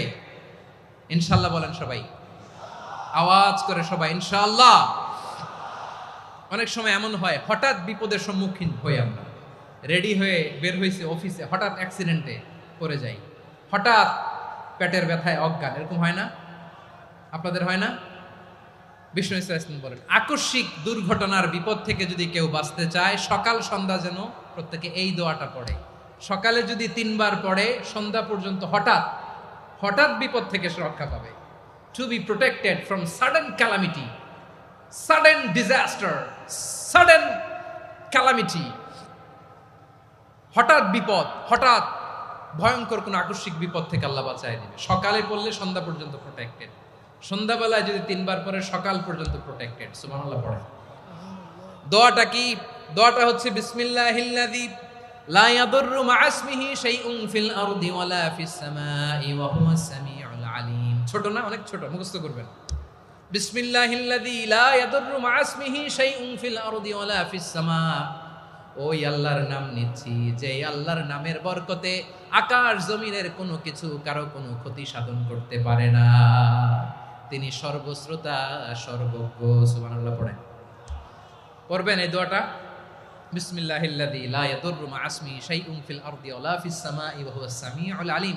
ফজরের পরে 3 বার, মাগরিবের পরে 3 বার যদি কেউ পড়ে প্রোটেক্টেড, যে কোনো হঠাৎ বিপদ থেকে প্রোটেক্টেড। প্রোটেক্ট করেন কে? ওই আল্লাহর নাম নিচ্ছি যে আল্লাহর নামের ওসিলায় আকাশ জমিনের কোনো কিছু কোনো ক্ষতি করতে পারে না। সুবহানাল্লাহ পড়েন। আচ্ছা, এবার আমাদের জীবনে দুশ্চিন্তা আছে না নাই বলেন? Tension, hyper tension, anxiety, depression, চিন্তা টেনশন নাই এরকম কে কে আছে দেখি? হাত তোলেন। ওই যে হাত তুলছে এক আল্লাহর ওলি, ওই যে। টেনশন নাই তোমার? মাশাআল্লাহ। ও না বুঝে তুলছে, জোকের চোটে, জোশের ঠেলায় ধাক্কায় তুলে ফেলছে। সবার জীবনে টেনশন আছে না নাই? এই দুশ্চিন্তা, পেরেশানি, মারাত্মক পেরেশানি থেকে মুক্তি পাওয়ার জন্য বিষ্ণু ইসলাম 2টো দোয়া পড়তেন। কয়টা? অনেকগুলো পড়তেন। স্পেশাল 2টো দোয়া আজকে আপনাদের শিখায়া যাব, শুনবেন না? কষ্ট হচ্ছে? সংক্ষিপ্ত মুনাজাত দিয়ে দেই। ওরে আল্লাহ, আমি তো 9:30 ক্রস করে ফেলছি মাসুদ ভাই, খেয়াল করে নেই। আরো কয়েক মিনিট? ঠিক আছে, ঠিক আছে। পেরেশানিতে পড়লে, টেনশনে পড়লে এই দোয়াটা, প্রিয় ভাইরা, বিষ্ণু ইসলাম যখন খুব বিপদে পড়তেন, দুশ্চিন্তা ওনাকে ঘিরে ধরতো, উনি পড়তেন ইয়া হাইয়ু ইয়া কাইয়ুম বিরহমাতিকা আস্তাগীথ। ইয়া হাইয়ু ইয়া কাইয়ুম বিরহমাতিকা আস্তাগীথ। ইয়া হাইয়ু ইয়া কাইয়ুম, হে শাশ্বত অবিনশ্বর, হে চিরঞ্জীব, বিরহমাতিকা আস্তাগীথ, তোমার রহমতের উসিলায় তোমার কাছে ফরিয়াদ করি। এটা পড়তেন। আবার আরেক বর্ণনায় এসেছে ইয়া হাইয়ু ইয়া কাইয়ুম বিরহমাতিকা আস্তাগীথ আসলিহ লি শা'নি কুল্লাহু ওয়ালা তাকিলনি ইলা নাফসি তরফাতা আইন। আসলিহ লি শা'নি কুল্লাহ, আল্লাহ আমার সবকিছু আপনি সেটেল করে দেন। আমাদের সব ঝামেলা সেটেল করে দিতে পারে কে? আমরা তো সেটেলমেন্টের জন্য এসপি সাহেবের কাছে যাই, ডিসি সাহেবের কাছে যাই, অমুক ভাইয়ের কাছে যাই, তমুক ভাইয়ের কাছে যাই। এই দোয়া পড়লে আরশের উপর থেকে আপনার ম্যাটার সেটেল করে দিবে কে? তাহলে পড়বেন ইয়া হাইয়ু, হে চিরঞ্জীব। হাইয়ু মানে চিরঞ্জীব, যিনি চিরকাল বেঁচে থাকবেন, মরবেন না। আল্লাহ মরবেন? তার কোনো লয় আছে? ক্ষয় আছে? সূরা রহমানে আল্লাহ বললেন কুল্লু মান আলাইহা ফানি ওয়া ইয়াবকা ওয়াজহু রাব্বিকা যুল জালালি ওয়াল ইকরাম ফাবিআইয়ি আলাই রাব্বিকুমা তুকাযিবান। জমিনে যা আছে সব ফান, ভ্যানিশ হয়ে যাবে, নিশ্চিহ্ন হয়ে যাবে, শেষ হয়ে যাবে, সব বিলুপ্ত হয়ে যাবে, একজন ছাড়া। জোরে বলেন তিনি কে? ইয়া হাইয়ু। আমার সাথে আওয়াজ করে পড়েন ইয়া হাইয়ু ইয়া কাইয়ুম ইয়া হাইয়ু ইয়া কাইয়ুম বিরহমাতিকা আস্তাগীথ আসলিহ লি শা'নি কুল্লা ওয়ালা তাকিলনি ইলা নাফসি তরফাতা আইন। এভাবে দোয়া করলে আপনাকে বিপদ মুক্ত করবে কে? এই দোয়াটা কেন পছন্দ আল্লাহর কাছে? কারণ এখানে আল্লাহর 2টা সুন্দর নাম আছে, গুণবাচক নাম, আল হাই, আল কাইয়ুম। এই 2টো নাম আছে এখানে। আবার এই 2টা আয়াতুল কুরসির অংশ। আয়াতুল কুরসির শুরু তো এটা আছে না নাই? হ্যাঁ, আছে না নাই? 3 নাম্বার কারণ এটা ইসমে আজম। কোন দোয়াটা ইসমে আজম? যে দোয়া ওসিলায় দোয়া করলে আল্লাহ দোয়া ফেরায় না। অনেকগুলো মত আছে, সবচেয়ে ভ্যালিড মত হচ্ছে এটা, ইয়া হাইয়ু ইয়া কাইয়ুম। এর ওসিলা দিয়ে দোয়া করলে দোয়া কবুল করে কে? 2 নম্বরে বিশ্বনবী মারাত্মক বিপদে পড়লে আরেকটা দোয়া পড়তেন, আল্লাহুম্মা ইন্নী আবদুক। আগে দোয়াটা পড়ি, শুনেন। আল্লাহুম্মা ইন্নী আবদুক ওয়া ইবনু আবদিক ওয়া ইবনু আমাতিক নাসিয়াতি বিয়াদিক মাদিন ফিয়া হুকমুক আদলুন ফিয়া কাদাউক আসআলুকা বিকুল্লি ইসমিন হুয়া লাক সাম্মাইতা বিহি নাফসাক আও আনজালতাহু ফি কিতাবিক আও আল্লামতাহু আহাদাম মিন খালকিক আও ইস্তা'সারতা বিহি ফি ইলমিল গায়বি ইনদাক আন তাজআলাল কুরআনা রাবিআ কলবি ওয়া নূরা সাদরি ওয়া জালাআ হুজনি ওয়া যাহাবা হাম্মি। সুবহানাল্লাহ পড়েন। বিষ্ণুই বলতেন আল্লাহুম্মা ইন্নী আবদুক, ও আল্লাহ আমি আপনার গোলাম, ওয়াবনু আবদিক গোলামের ঘরের গোলাম, ওয়াবনু আমাতিক বাদির ঘরের গোলাম। মানে আল্লাহ আমি আপনার গোলাম, আমার বাবা আব্দুল্লাহ ছিল আপনার গোলাম, আমার মা আমিনা ছিল আপনার বাদী। মানে আমরা গোলাম বংশের সব গোলাম। নিজের এর চেয়ে আর ছোট করে আল্লাহর কাছে উপস্থাপন করা যায় আমার ভাইরা? কথা কি বুঝতেছেন? নিজেকে এর চাইতে ছোট, নগণ্য আর তুচ্ছ করে আল্লাহর সাথে প্রেজেন্ট করা যায়? বিশ্বনবী বললেন, ও আল্লাহ আমি আপনার গোলাম, গোলামের ঘরের গোলাম, দাসীর ঘরের গোলাম। নাসিয়াতি বিয়াদিক, আমার মাথার চুলের ছুটি আপনার হাতের মুঠোয়। আপনি ডানে টান দিলে আমি ডানে যেতে বাধ্য, আপনি বাঁয়ে টান দিলে বাঁয়ে যেতে বাধ্য। সুবহানাল্লাহ বলেন। পিছনে দুই একজন ভাই দাঁড়ালেন কেন? হ্যাঁ, বসুন। জায়গা চেঞ্জ করতেছে, সেই দুপুর থেকে বসে আছে আমি জানি। মাশাআল্লাহ, কেউ দু একজন বেরিয়েছে, গ্যাপ পূরণ করতেছে। মাশাআল্লাহ পড়েন সুবহানাল্লাহ, আলহামদুলিল্লাহ, লা ইলাহা ইল্লাল্লাহু মুহাম্মাদুর রাসূলুল্লাহ সাল্লাল্লাহু আলাইহি ওয়াসাল্লাম। বিশ্বনবী বললেন, আল্লাহ আমার মাথার চুলের ঝুঁটি আপনার হাতের মুঠোয়। আচ্ছা, এইভাবে কাকে ধরা হয়? যে খুব ছোট, ঠিক কি না? নিজেকে কত ছোট করলেন বিশ্বনবী। ও আল্লাহ আমার মাথার চুলের ঝুঁটি আপনার হাতের মুঠোয়, আপনি ডানে টানলে আমি ডানে যাব, বাঁয়ে টানলে বাঁয়ে যাব। আল্লাহ আসআলুকা বিকুল্লি ইসমিন হুয়া লাক নাসিয়াতি বিয়াদিক মাদিন ফিয়া হুকমুক, আপনার নির্দেশ আমার উপর কার্যকর হবেই হবে। আদলুন ফিয়া কাদাউক, আপনার ফয়সালা, যেই ফয়সালাই আপনি আমার জন্য করেন এটাই ইনসাফ। সুবহানাল্লাহ বলেন। আমরা আল্লাহর ফয়সালায় সন্তুষ্ট হতে চাই না। কত কমপ্লেইন, আল্লাহ তুমি এটা দিলা না, ওইটা পাইলাম না, ওইটা হইল না রে, এরকম অভিযোগ, কমপ্লেইন আমাদের আছে না নাই? আর বিশ্বনবী বলতেন আদলুন ফিয়া কাদাউক, আল্লাহ আমার জন্য তোমার যেটা ফয়সালা এটাই সবচেয়ে শ্রেষ্ঠ ইনসাফ, এর চেয়ে ইনসাফ আর হতে পারে? এভাবে কায়মান বাক্যে আল্লাহর কাছে বিশ্বনবী দোয়া করতেন। এরপরে বিশ্বনবী বললেন, আল্লাহ তোমার যত নাম আছে সব নামের ওসিলায় দোয়া করি, যে নাম তুমি আমাদেরকে জানিয়েছো, যে নাম তুমি আমাদেরকে জানাও নাই, যে নাম তুমি কোরআনে নাজিল করেছো, যে নাম নাজিল করো নাই, যে নাম শুধু নবীদেরকে জানিয়েছো।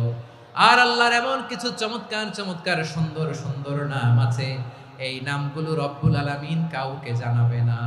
সুবহানাল্লাহ বলেন। আমরা তো 99 নাম জানি, 100 নাম জানি আল্লাহ, কিন্তু আল্লাহর এমনও কিছু নাম আছে যেগুলো আল্লাহ বিশ্বনবীরও জানায় নাই। এগুলো আল্লাহ ইলমুল গায়বে রেখে দিয়েছেন। দোয়ার সময় বলবেন, আল্লাহ তোমার যেই নামগুলো জানি, যেগুলো জানি না, যেগুলো কোরআনে আছে, যেগুলো নাই, যেগুলো নবীরে খাস ভাবে জানাইছো ওগুলোর উসিলায়, যেগুলো কোনোদিন জানাবাও না, তোমার ওই নামের উসিলাও তোমার কাছে চাই। আল্লাহ কোরআনকে আমার হৃদয়ের বসন্ত বানাও, আমার বক্ষের জ্যোতি বানাও, আমার চিন্তা দুশ্চিন্তা তুমি দূর করে দাও। বিশ্বনবী বললেন, এই কালিমাগুলো, এই বাক্যগুলো পড়ে যদি কেউ আল্লাহর কাছে ফরিয়াদ করে, তার হৃদয় থেকে দুশ্চিন্তা কাটিয়ে দিবে কে? পড়বেন, এই দোয়াগুলো পড়বেন। আচ্ছা, সব শেষে বলি, ঋণের বোঝায় যারা জর্জরিত, বিষ্ণু ইসলাম চমৎকার একটা দোয়া শিখিয়েছেন। আমাদের অনেকে ঋণের বোঝায় জর্জরিত, আছে না নাই? এদিকে কেউ আছেন?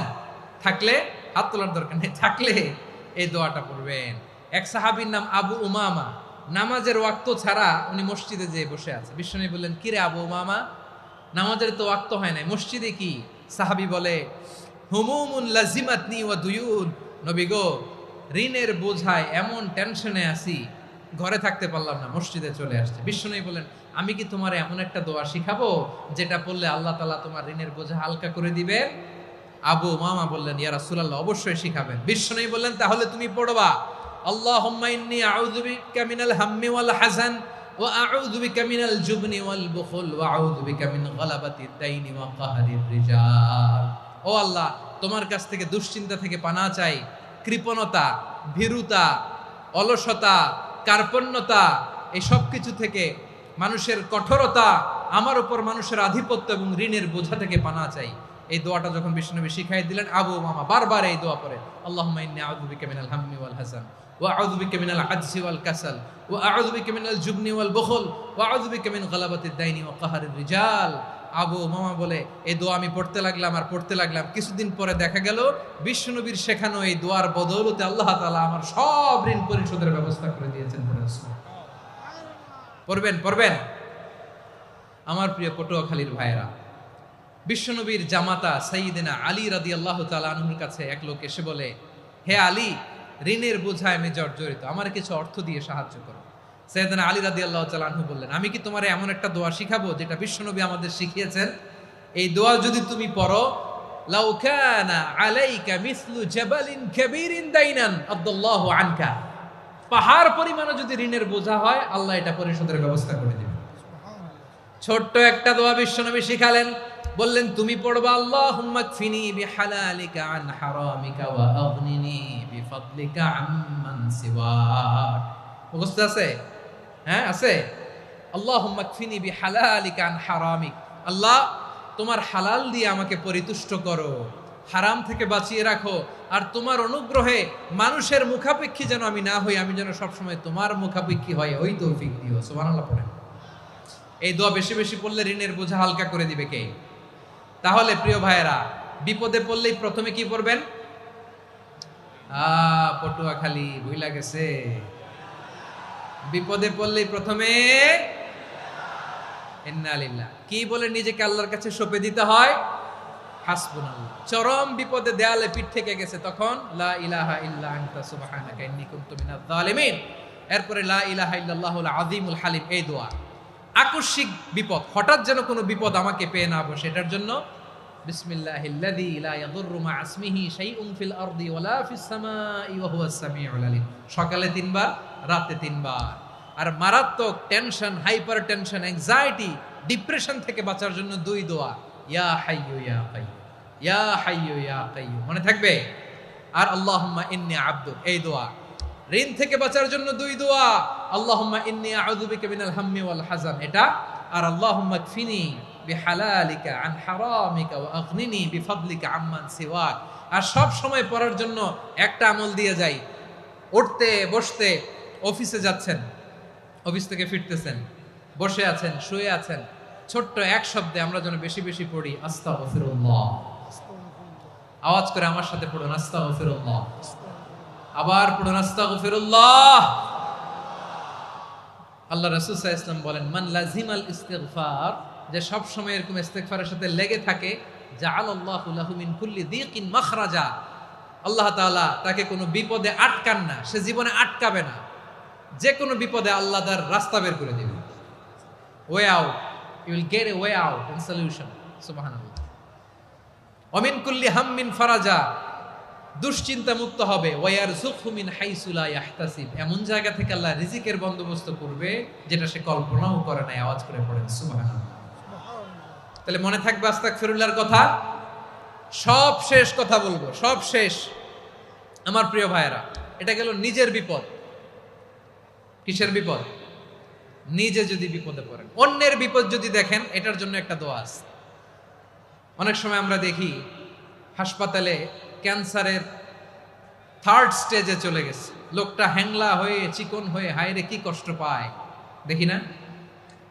বিষ্ণু বলে, একটা দোয়া যদি কেউ অন্যের কোনো বিপদ দেখে পড়ে, ওই বিপদ তার জীবনে কখনো আসবে না। শুনবেন? শোনার আগ্রহ আছে?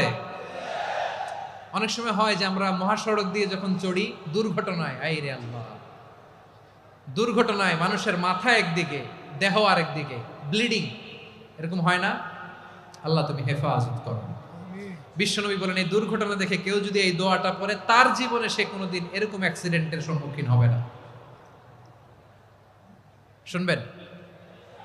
বিশ্বনবী বলেন, অন্যের বিপদ দেখে কেউ যদি পড়ে, আলহামদুলিল্লাহিল্লাযী আফানি মিম্মা বতালাকা বিহি ওয়া ফাদ্দালানি আলা কাসীরিন মিম্মান খালাকা তাফদীলা, মানে প্রশংসা সে আল্লাহর, যে আল্লাহ তাআলা তোমাকে যেই জিনিস দিয়ে পরীক্ষা করেছে, আমাকে ওইটা থেকে বাঁচিয়ে দিয়েছে। তোমাকে আল্লাহ যেই বিপদে ফেলেছে, আমাকে ওই বিপদ থেকে তিনি মুক্ত রেখেছে, আর তার অনেক সৃষ্টির উপর আমাকে তিনি প্রাধান্য দিয়েছে। সুবহানাল্লাহ পড়েন। যে কোনো বিপদ, কারো ক্যান্সার দেখে যদি এই দোয়াটা আপনি বিশ্বাসের সাথে পড়েন, জীবনে কোনোদিন ক্যান্সার রোগে আক্রান্ত হবেন না। দুর্ঘটনা দেখে যদি পড়েন, ওই দুর্ঘটনা আপনাকে স্পর্শ করবে না। যে কোনো কারো বিপদ দেখে যদি কোনো বিশ্বাসী বান্দা এই দোয়া পড়ে, বিশ্বনবী বলেন লাম ইউসিবহু যালিকাল বালা, ওই বিপদ তাকে আর ধরবে না। উফিয়া মিনহু মিন যালিকাল বালা কাইনাম মা কান, সে যতদিন হায়াত পাবে কোনোদিন ওই বিপদ তাকে স্পর্শ করবে না।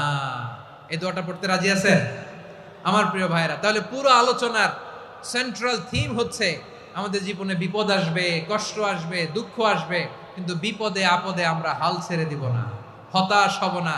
মুমিন হতাশ হয় না, নিরাশ হয় না, হাল ছেড়ে দেয় না। মুমিন ভরসা রাখে একজনের উপর। আওয়াজ করে বলুন, যিনি কে? বিপদে পড়লে আমাদেরকে উদ্ধার করে কে? আবার আমাদেরকে যদি কোনো নেয়ামত আল্লাহ দিতে চান, ওইটা কেড়ে নেওয়ার ক্ষমতা কারো আছে? তাহলে আমরা কানেক্টিভিটি বাড়াবো কার সাথে? আমাদের প্রার্থনার ফরিয়াদের হাত তুলবো কার কাছে? রাজি আছেন পটুয়াখালীর ভাইয়েরা? মনে থাকবে কথাগুলো? আল্লাহ তাআলা আমাদের সবাইকে কথাগুলো বোঝার ও আমল করার তৌফিক দান করুন।